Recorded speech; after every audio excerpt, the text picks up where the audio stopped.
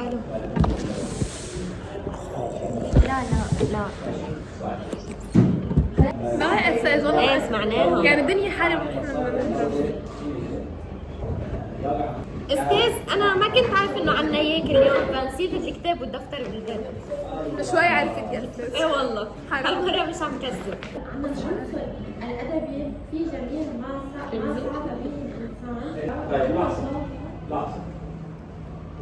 وإذا ناقشنا عن العنصر الأدبي في جميع ما سعد به الإنسان من تعاليم، رأينا أن سرح بيان الآخر نعم. براحة إلا أفصح خلقه السيف والمدفع لا يؤديان الإنسان. كلام واضح، طبعا هذا الكلام. إنه مش بس السيف والمدفع هم اللي بيسووا.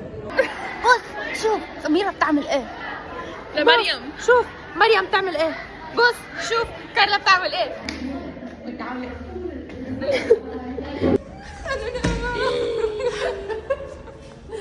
هذا لأنه شركة. لا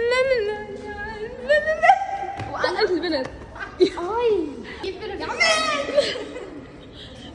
بلا فاهمة. ايوه لا عادي تعال نعمل ليكي خدي ستيب بجدية. شو بدك؟ يا الله هذا تخيل فيه بملح حرارة. يعني تفكر بالمبدأ انت عندك نار او نار عم تطلع حرارة النار، المفروض تضلك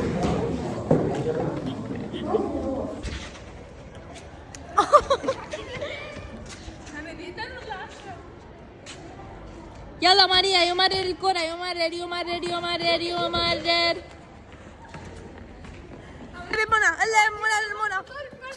منى والعرضية جول.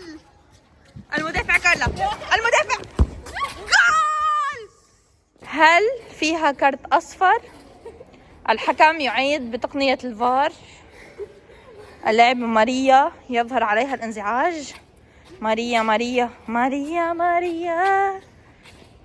اللاعبة منى مش عارفة الله وين حاطتها، والإخراج من منى. ماريا اعملي سي. يلا بس يا عمي اللعبة كارلا على مقاعد البدلاء تستريح. لا انا عم بطلب لهم. مدام كارلا اللعبة كارلا بمناسبة انتهاء هذه المباراة المهمة على صعيد الدوري وعلى صعيد دوري الأبطال، ماذا رأيك بما حدث بأحداث المباراة؟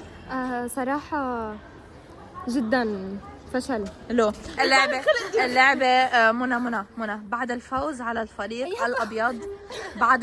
الفريق الأبيض ما رأيك وكيف كان تكتيككم في المباراة؟ انا عم يجعني وانا حاسه من هون هيك حيطلع محله. تليفوني يرن.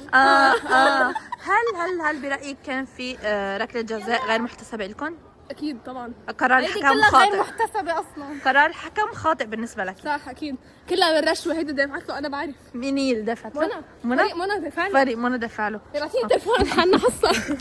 علمهم كيف تدافعوا عن حالكم. انتوا ما خططوا علي. زيح شوي. يا رجع. مريضة انت مريضة. اول شيء افتح خلي ايديك هيك. هيك؟ لا هيك. لا مش هيك هيك.